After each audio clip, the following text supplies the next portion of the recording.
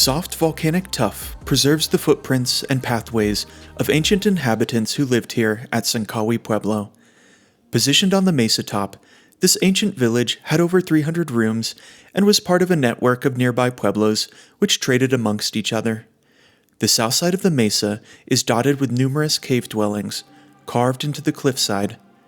Crops were cultivated in the valley below, presenting a challenge in this arid environment, a factor leading to eventual abandonment of the village.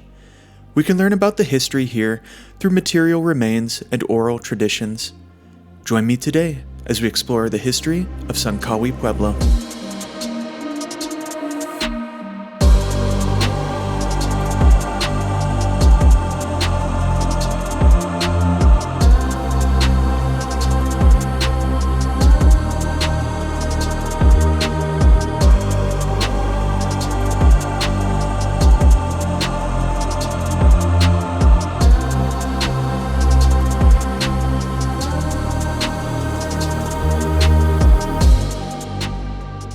While the Frijoles Canyon, a Bandelier National Monument, receives the majority of visitors, many other ancestral sites are preserved in the 33,000 acres of the park.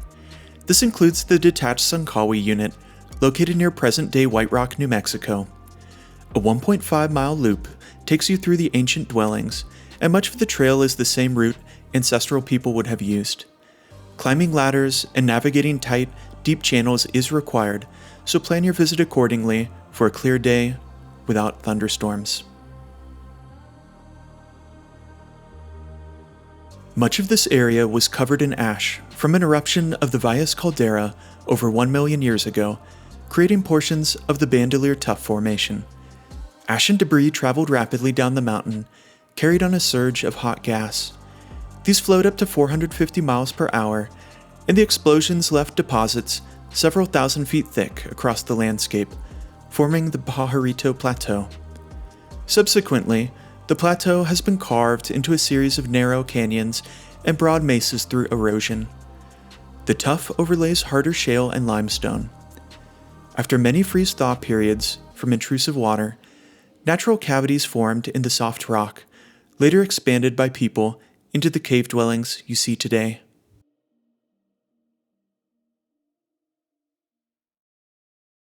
Tsankawi is located in a pinyon juniper woodland. The climate was dry, averaging only 15 inches of rainfall a year. One-seed juniper and pinyon pines dominate the landscape.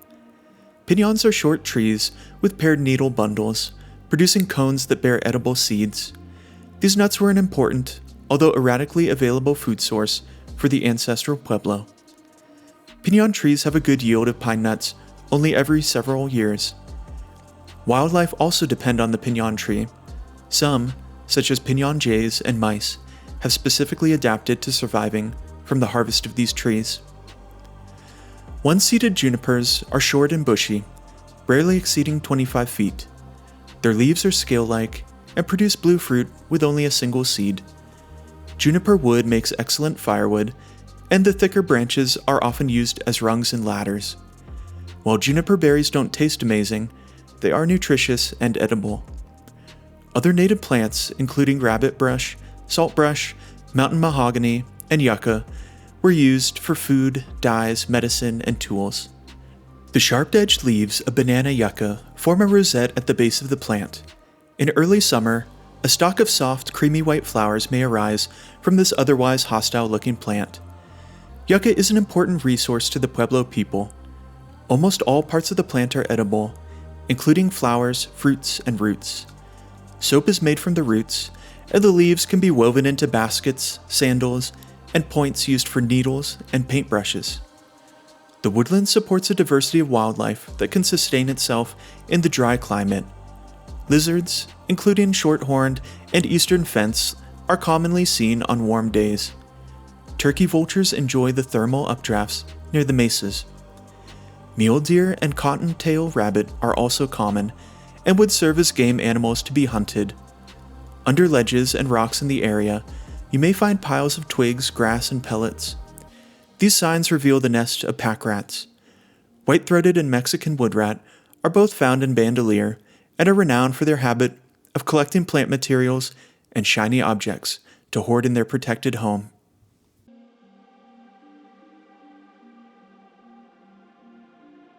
As you climb the mesa, the path you follow retraces an ancestral trail used by the Pueblo residents. Soft rock has worn away in well-traveled routes, and water erosion exaggerated these into deep channels, some 1 to 2 feet deep. The pathways allowed the people to commute from the mesa top village to the valley farms below.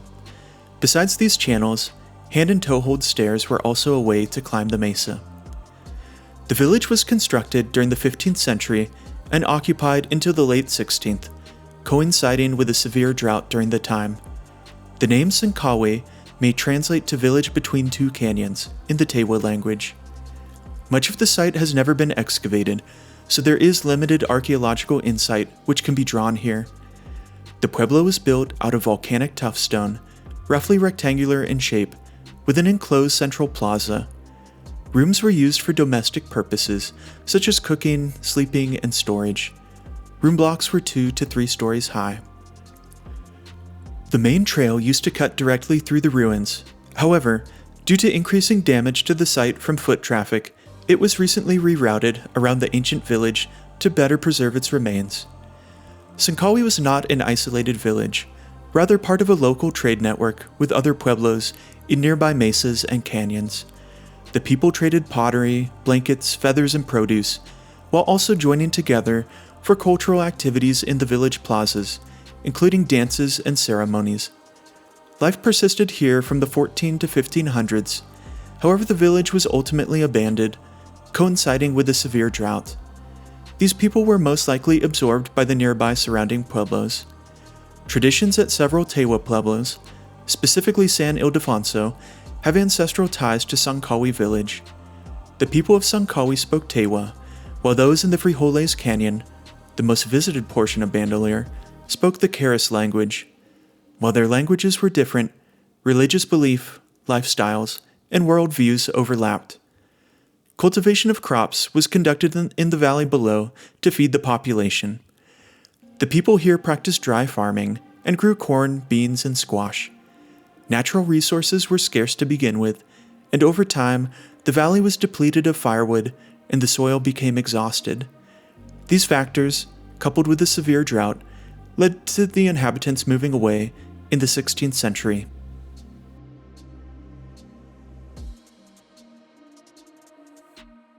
The soft volcanic tuff provided opportunity for habitation below the mesa top as well.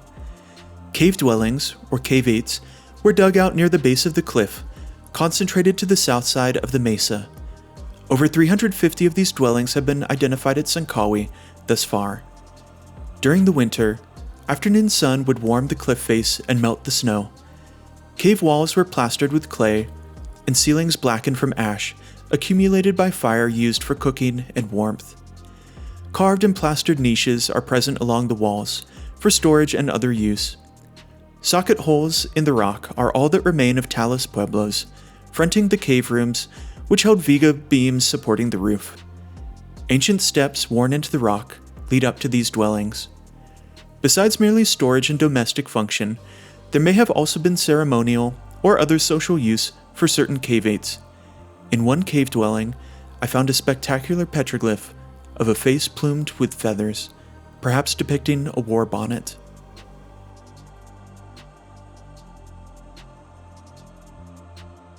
The majority of petroglyphs are located above the cliff dwellings. Many of these are hard to decipher due to the medium they are carved into. The soft tuff is prone to wear and erosion, so the images have lost clarity over hundreds of years of weather, compared to, say, the Rio Grande petroglyphs carved into basalt.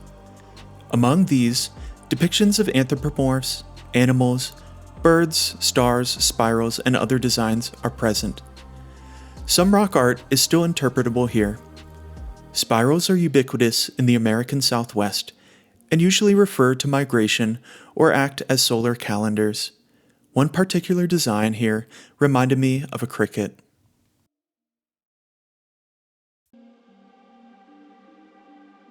Pot shards are frequently found around the mesa top village and also in washes down the cliffside. Black on white pieces abound, this type being distinguished by slipped surfaces, usually painted with decorations, on both exterior and interior of bowls. The paint is often made from plants, such as the Rocky Mountain beeweed, and applied with a yucca leaf brush. When the pot is fired, carbon in the vegetal paint remains. Polychrome pottery is also seen here, and considered a more recent style than the black and white. Tools, including axes, points, and knives, were made from local material such as obsidian, basalt, and tuff. Grinding slicks are also present on some of these rocks, used for sharpening tools or processing other material and food. During this visit, I was able to locate an obsidian point in one of the cliffside washes.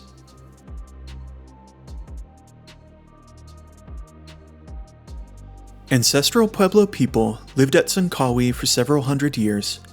They built homes, raised crops and families. We don't know all the reasons, but by the mid-1500s, people began to move away from Tsankawi and the Pajarito Plateau, traveling slightly north and east. Nearer the Rio Grande, they joined present-day San Ildefonso Pueblo.